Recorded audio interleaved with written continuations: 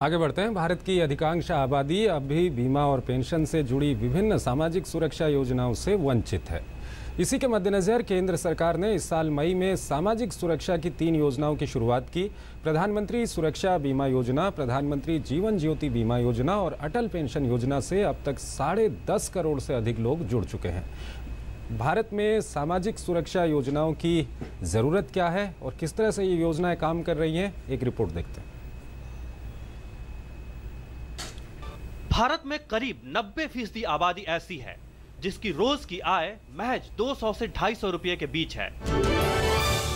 देश के 80% से अधिक लोगों की पहुंच अब भी बीमा और पेंशन जैसी सुविधाओं तक नहीं है।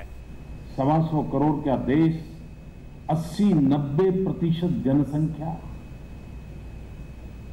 इन सामान्य आवश्यकताओं की पूर्ति के भाग्य में उसके न लिखे हो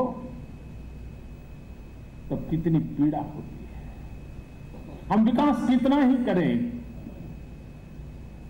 नई ऊंचाइयों को कितना ही पाएं, प्राप्त करें, लेकिन अगर इसके सुफल गरीब की झोपड़ी तक नहीं पहुंचते हैं तो विकास अधूरा है।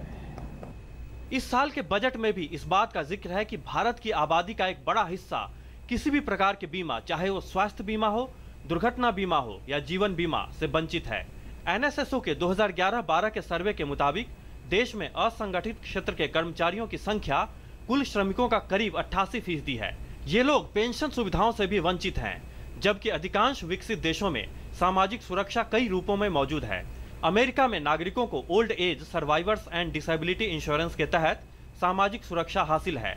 वहाँ 65 साल से अधिक उम्र के हर 10 में से 9 व्यक्ति को सामाजिक सुरक्षा मिली हुई है, जबकि भारत में सरकारी नौकरी को छोड़ दें तो रिटायरमेंट के बाद की प्लानिंग खुद व्यक्ति पर ही निर्भर करती है। सरकारी आंकड़ों के मुताबिक मार्च 2014 तक भारत की महज 17% आबादी को ही स्वास्थ्य बीमा की सुविधा उपलब्ध थी, जबकि जर्मनी की 85% आबादी राष्ट्रीय स्वास्थ्य प्रणाली के तहत बीमाकृत है। स्वास्थ्य सुरक्षा उपायों के अभाव में लोग अपने बजट का बड़ा हिस्सा स्वास्थ्य पर खर्च करने को मजबूर हैं। किसी दुर्घटना की वजह से अस्थायी या स्थायी शारीरिक अक्षमता की स्थिति में या फिर नियमित रोजगार खत्म होने की स्थिति में लोगों को आर्थिक तंगी से जूझना पड़ता है।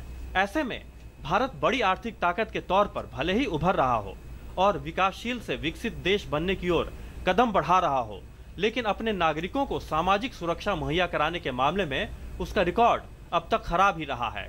हालांकि अब परिस्थितियां काफी हद तक बदल रही हैं। नरेंद्र मोदी के नेतृत्व में एनडीए सरकार ने सभी भारतीय को सामाजिक सुरक्षा के दायरे में लाने के लिए कई कदम उठाए हैं। प्रधानमंत्री जन धन योजना के तहत पहले तो गरीबों और वंचितों के बैंक खाते खुलवाए गए और बाद में इन्हीं खातों के जरिए उन्हें सामाजिक सुरक्षा मुहैया कराने की शुरुआत की गई। गत 9 मई को प्रधानमंत्री ने कोलकाता में 3 सामाजिक सुरक्षा योजनाओं, प्रधानमंत्री सुरक्षा बीमा योजना, प्रधानमंत्री जीवन ज्योति बीमा योजना और अटल पेंशन योजना की शुरुआत की। प्रधानमंत्री सुरक्षा बीमा योजना के तहत दुर्घटना में मृत्यु होने या पूर्ण रूप से विकलांग होने पर 2 लाख रुपये और आंशिक रूप से विकलांगता के लिए 1 लाख रुपये का जोखिम कवरेज है। ये बीमा 18 से 70 वर्ष के आयु वर्ग के बैंक खाता धारकों को प्रदान किया जाएगा और इसका 12 रुपये का सालाना प्रीमियम ऑटो डेबिट के जरिए खाते से काटा जाएगा। प्रधानमंत्री जीवन ज्योति बीमा योजना के तहत 2 लाख रुपये का वार्षिक जीवन बीमा 330 रुपये सालाना प्रीमियम पर उपलब्ध है। ये बीमा 18 से 50 वर्ष आयु वर्ग के बैंक खाता धारकों को प्रदान किया जाएगा और इसका प्रीमियम भी ऑटो डेबिट के जरिए खाते से काटा जाएगा। इसमें किसी भी वजह से मौत होने पर बीमा धारक के नॉमिनी को 2 लाख रुपए मिलेंगे। अटल पेंशन योजना में शामिल होने की न्यूनतम आयु 18 वर्ष और अधिकतम 40 वर्ष है। इस योजना के तहत बीमा धारक को उसके योगदान के आधार पर 60 साल की उम्र से प्रति माह 1,000 रुपये, 2,000 रुपये, 3,000 रुपये, 4,000 रुपये और 5,000 रुपये की निर्धारित न्यूनतम राशि प्राप्त होगी। बीमा धारक की मृत्यु के बाद पेंशन उसके जीवन साथी को मिलेगी और बाद में पेंशन निधि नामित व्यक्ति को लौटा दी जाएगी। प्रधानमंत्री सुरक्षा बीमा योजना के तहत अब तक करीब 7 करोड़ 90 लाख, प्रधानमंत्री जीवन ज्योति बीमा योजना के तहत 2 करोड़ 70 लाख और अटल पेंशन योजना से करीब 5,20,000 लोग जुड़ चुके हैं।